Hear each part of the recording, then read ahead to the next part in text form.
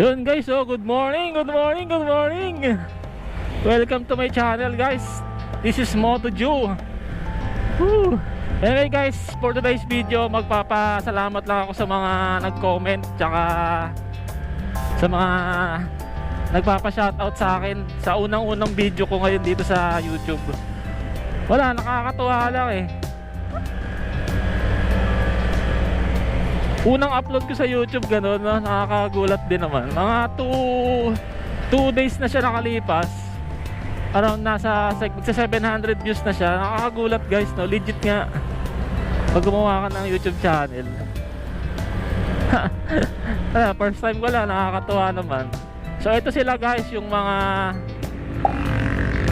tawag dito, yung mga nagano natin, mga nagpa-shoutout tsaka nag-comment sa video natin, dun sa unang video natin nung bumiyahe tayo ng Bicol.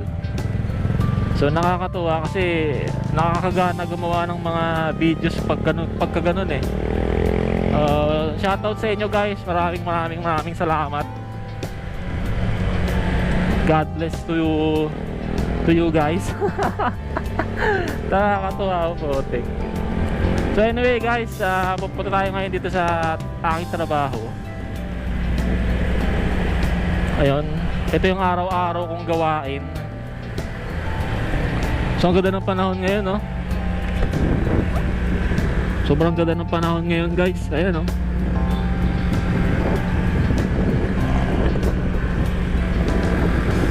Maaliwalas, ang sarap mag-rides. Kaso ayan guys, naku, 2 bar na lang tayo. Ang mahal ng gasolina ngayon, Diyos ko po. Sobrang mahal ng gasolina ngayon, unleaded, lalo na yung diesel.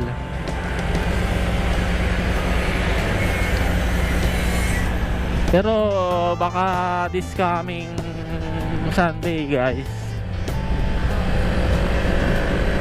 mag-rides ako. Nakakamiss na mag-rides eh. Kahit siguro ikutin ko lang yung ano, punta lang ako kay Biang Tunnel, tapos rekta ako na Sugbo, ikot lang ako papunta Tagaytay, yan. So i-guide ko rin yung mga hindi pa nakakapunta doon, makakapanood ng video ko pag in-upload ko yun. Mag-aano rin ako sa inyo guys ng ano, gas consumption ko.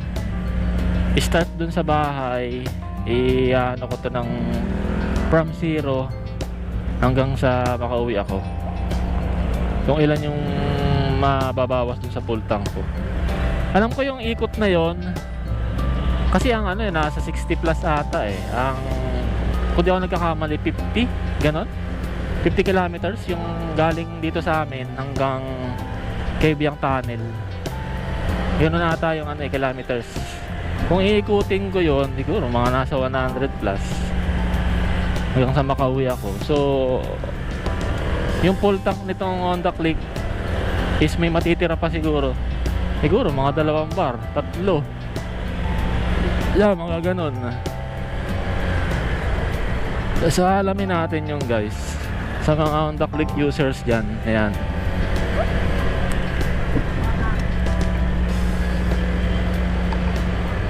alamin natin. Gusto ko sana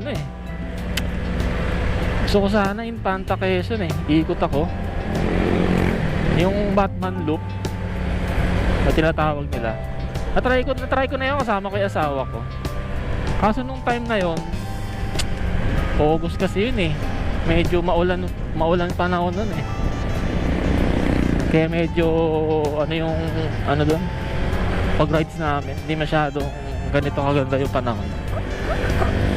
Nag-uulan. Sarap sana kung may kasama kaka-rides doon, mga tropa, gano'n. Pero testingin natin, baka kapadpad tayo doon sa Sunday. Wala, kahit siguro mataas ang gasolina, wala tayong makakagawa. Eh sabi nga sa social media, baka hindi na bumalik sa 60. Diyos ko po, huwag naman sana. Sa 60 pa nga lang, durog na eh. Hindi pa babalik doon. Kung hindi nila maibalik yon, kung mag-i-stay ng ganito yung gasolina, sabihin na natin bababa, mga 80. 70 plus, gano'n. Eh, dagdagan din na yung sahod ng mga katulad nating mga, ay katulad ko na ordinaryong mamamayang Pilipino na nagtatrabaho sa corporate. Diba? Kasi alam niya naman ang minimum wage dito sa province ng Cavite. Baba lang, grabe.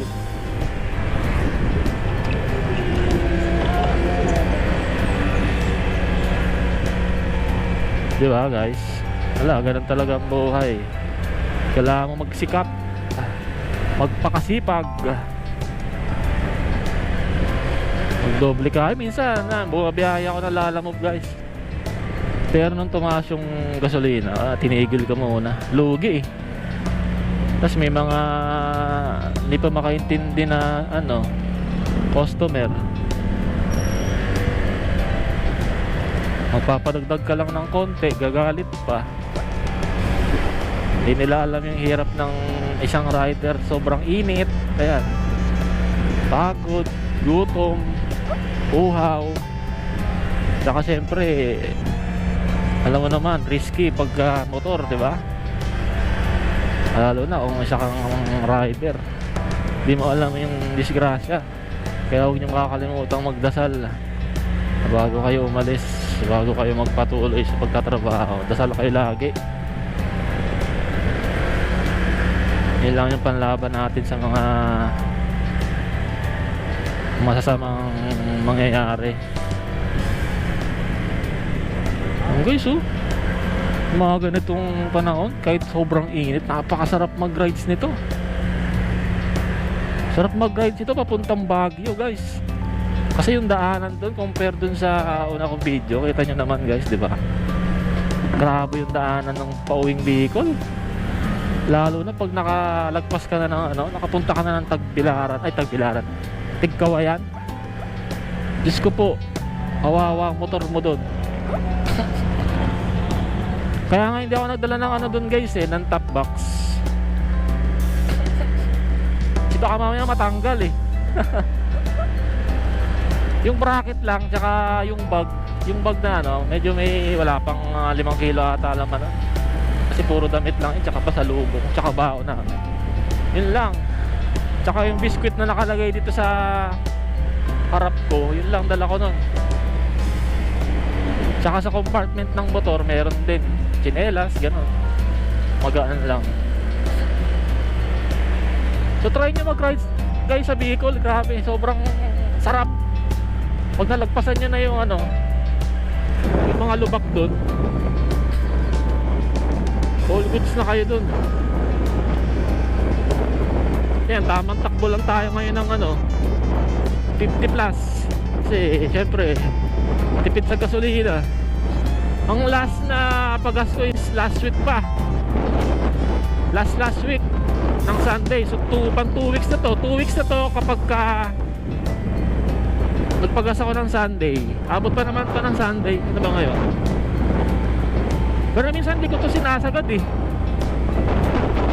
Kasi baka madali yung yung fuel filter. Kasi sabi nila, di ba? Makapanood ko sa YouTube, kailangan daw laging full tank, laging may laman. Huwag daw hayaang baka matuyo yung masira yung lalo na yung fuel pump. Kaya siguro umaalog yung nasisira yung mga fuel pump ng mga Honda Click. Hinahayaan kasi nila siguro tawag dito empty. Hindi naman empty yung gasolina guys, 96, 98, 108, grabe. Hinahayaan nilang ma-1 bar, nagbi-blink. So si fuel filter, kumbaga wala nang wala nang laman. Kaya pag nalubak ka, yun, automatic talaga parang may nakakalas. Unlike sa punong-puno yung gas mo, kahit malubak ka kasi may tubig, di ba? Alam niyo naman yung pressure. Konti lang yung alog doon kasi nasasalo siya ng ng gasolina. Hindi siya masyadong nakakalo. So yan guys, dito na pala ako sa district, dito ako nagtatrabaho. So may kalayuan siya sa amin ng mga 6 kilometers. Yan guys. So libre naman yung parking dito basta maaga ka lang pumapasok. So start kasi ng work ko is 11. Wala si ate, nagtitinda ng ano. Nagutom pa naman ako. Anyway, yan, dito nagtatrabaho yung wife ko. So magkatabi lang kami. Siya sa Metro guys, sa ano, sa supermarket. At ako naman dito sa district. Ready ko lang yung ID ko. Kasi kailangan dito bago ka mag-park, kung gusto mo makalibre, maaga ka kasi may limit lang yung parking ng mga merong ID, small IDs. Hanggang 60 lang. Pag lumagpas ka na doon, ako mahal ang bayad, 30. Cold chain logistic. Ayan yung mga rate guys dito sa The District Imus. Pa nag-park kayo, 300 sa motorcycle. Ayan. Pag overnight naman 200. Any vehicle ata yan. Tapos pag nawala, ayan, parking fee plus 200. Ayan, papakita mo lang. Pag sinabing wala na, pakak. Okay naman parking nila dito guys. Safe naman yung mga motor nyo kasi may nagbabantay naman. Ang hindi lang safe dito guys, yung plaka nyo. Yan, lalo dyan kayo magpa-park. Diyos ko po. Ito sakto dito sa unahan. So kasi mag-park dito lagi sa unahan kasi para yung motor natin, yung motor ko is makalabas agad mamaya pag uwi ko. Kasi uwi ko alas 7. Ayan. Ayusin mo lang ang pag-park mo. Op, tatama. Yan. Ayan guys. Okay.